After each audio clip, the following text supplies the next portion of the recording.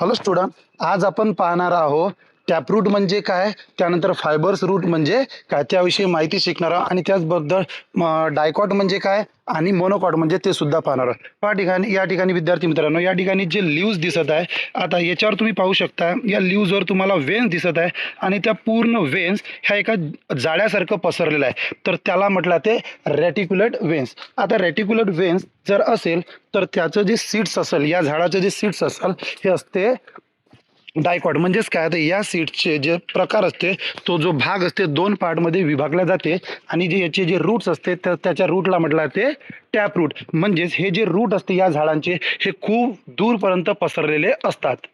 आपण हे काय केलं, गवत उपडलेलं आहे.